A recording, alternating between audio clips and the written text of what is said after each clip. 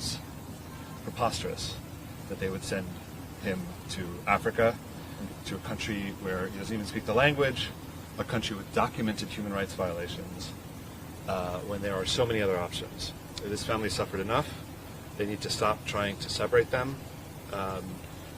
Everything that they've done to Mr. Abrego Garcia, they've done it for one reason, which is that he had the temerity to exercise his constitutional rights. So the government's decided to use the immigration system to punish him by sending him to Uganda.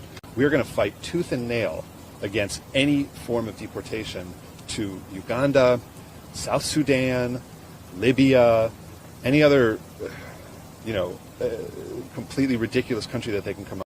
Kilmar is our neighbor. You can't have him, Trump. No! Kilmar is our neighbor. You can't have him, Trump. A significant public safety threat. You got it right. He's a gang member, designated terrorist. And he's been ordered removed by 2 different federal judges. He's been indicted for human trafficking and alien smuggling. He's a bad man. And I'm telling you, I'm giving you my word. He will be deported from this country. I got my teeth in this thing. I'm not letting it go. As far as the story now, he's going to claim asylum. First of all, he's beyond the required 1 year. He's been here longer than that, so he should be able to qualify for asylum. And if the judge rules on the law is about asylum seekers. You got to be escaping fear and persecution from your home government because of race, religion, and political affiliation. Well, he's not going to his home country, right? So he's going to either Uganda or any other country we decide to send him to.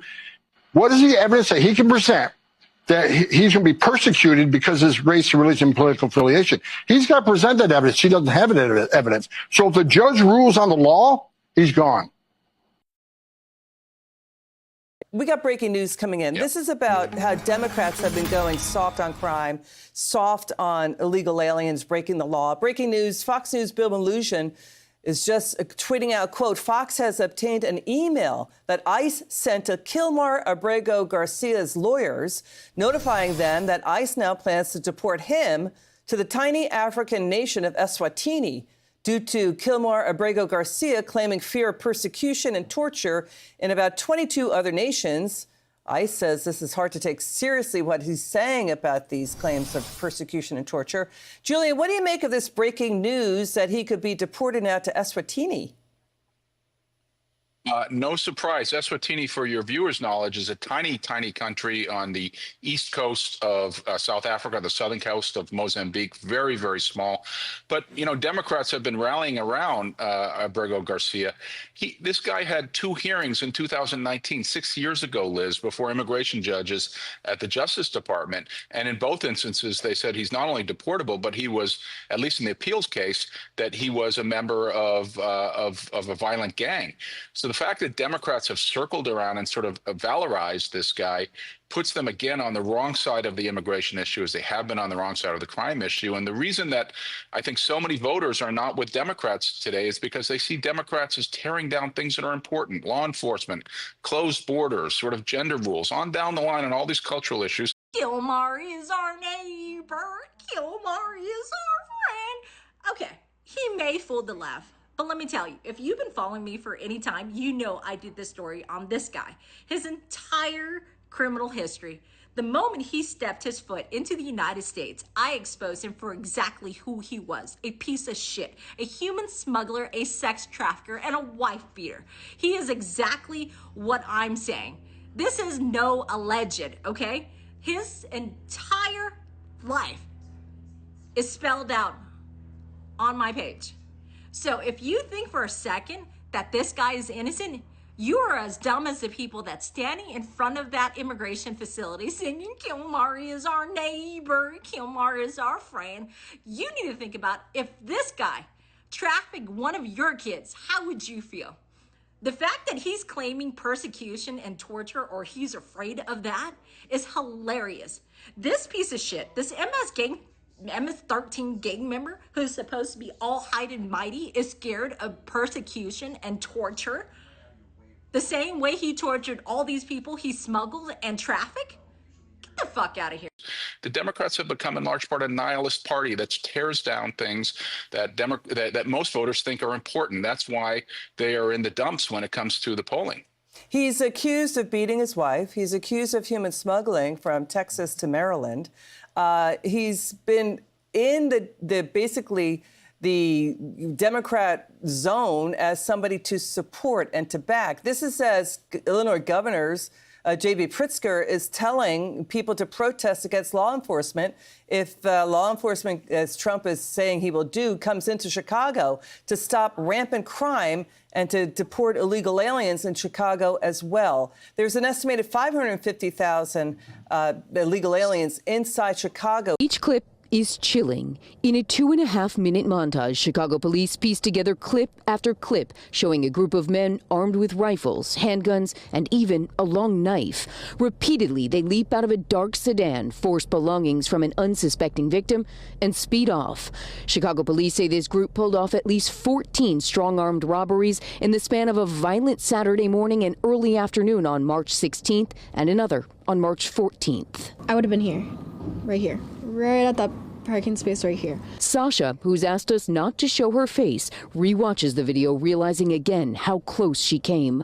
Around 1:30 that afternoon, she pulled down the 2900 block of North Ridgeway. As soon as I turned in and I was pulling into the parking space, I see a group of 6 men in ski masks. Before her brain could properly register what she was seeing, I saw them running towards my way. I was like, I'm gone. By the time she'd parked and called 911, police say a woman had been shot in the neck just half a block away. I think I had too much adrenaline to even hear it. I know my sister heard it. Now, watching this series of videos of other attacks that same day, she's still shaken. Police are now desperately hoping someone recognizes these young men strapped with rifles and knives captured in a series of surveillance videos.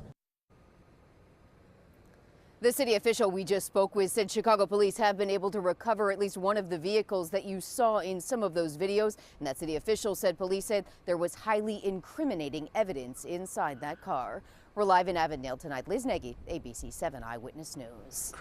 It's being tormented by dozens of gangs, 134,000 gang members in Chicago. So they're supporting, fighting Trump, not fighting crime in Chicago. They're supporting, as you point out, people like Abrego Garcia, an accused wife beater and human smuggler. They're going after Trump for trying to crack down on narco-terrorists. This is literally an 80-20 issue. AP North poll, 81% say crime is a problem, Julian. How much longer can Democrats go with this strategy? They are so drunk on the hatred for Trump that they can't see common sense solutions in front of them. Again, Abrego Garcia has already been adjudicated to be a member of a violent gang. And in Chicago, Democrats have talked about Black Lives Matters. Well, I think the question to Democrats is this a genuine concern, as you said it was in 2020, or are you only concerned about it when it's politically convenient for you? Because a police surge in Chicago right now could save hundreds of Black lives, potentially. 600 or plus are killed on an annual basis or murdered on an annual basis. It's one of the highest crime rates in the modern world. And Democrats have this notion that, the status quo is okay. That is what we call the soft bigotry of low expectations. Here's an opportunity to work with the other party to solve the problem. And the Democrats, again, they're so drunk on anti-Trump hatred that they can't see the common sense in front of them. Julian Epstein, thank you so very much for dealing with that breaking news. Abrego Garcia has been informed he will be deported to the small African nation of Eswatini. Thank you so much, Julian Epstein. The Democrat activist federal judges that have been unconstitutionally obstructing Donald Trump are now publicly attacking the Supreme Court for upholding the Constitution instead of participating in their illegal Trump-deranged judicial coup. As always, like the video and subscribe to the channel, guys. But let's listen to this crazy lunatic Democrat congresswoman call the Supreme Court corrupt because they keep siding with Donald Trump. Well, my thoughts are that I'm really distressed that the Supreme Court is starting to overturn lower courts. In fact, I was just reading an article where several federal judges are saying, we have also been entrusted with upholding the law. And when the Supreme Court just gives a one-sentence overturn of the lower courts, it is essentially taking a lot of power away from the lower courts to rule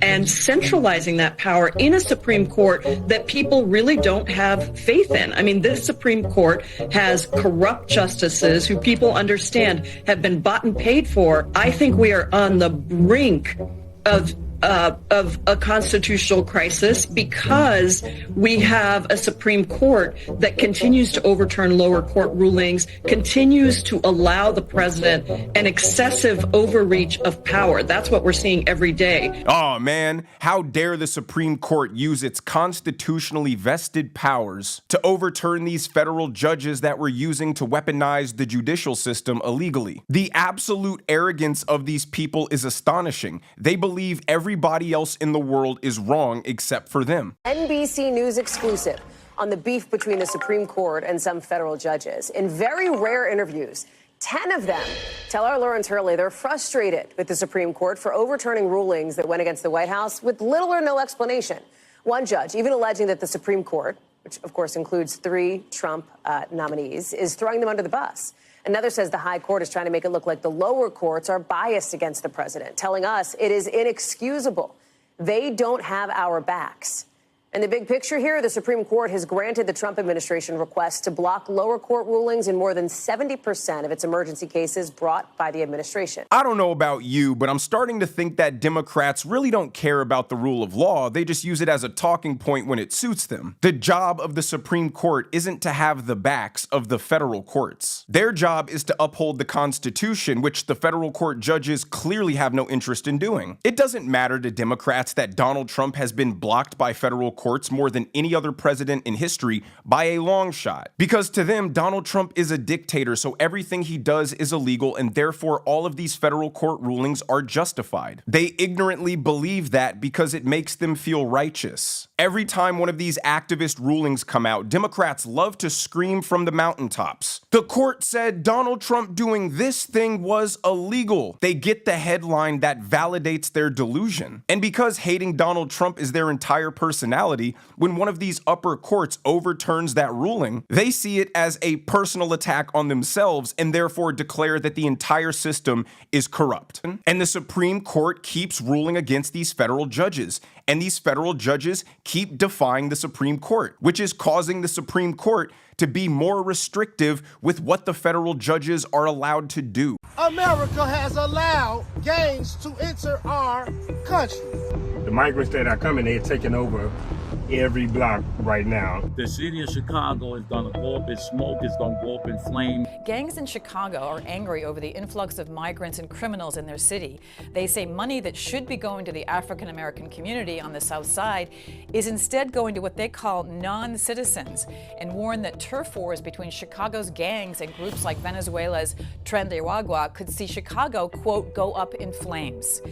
Photographer Matt McDermott and I traveled to Chicago's South Side to see what was happening for ourselves after we heard about a police report last month that the Tren de Aragua gang had taken over an office building there. We spoke to a number of young, hardcore gang members, as well as gang elders who have retired from the life, and just regular citizens who are very much part of the community. And they're all furious at the estimated $500 million that's reportedly been funneled toward new migrants in Chicago since 2022. And they aren't happy either about what they say are Venezuelan criminal gangs that are leaving the shelters and spilling out into the South Side into abandoned buildings.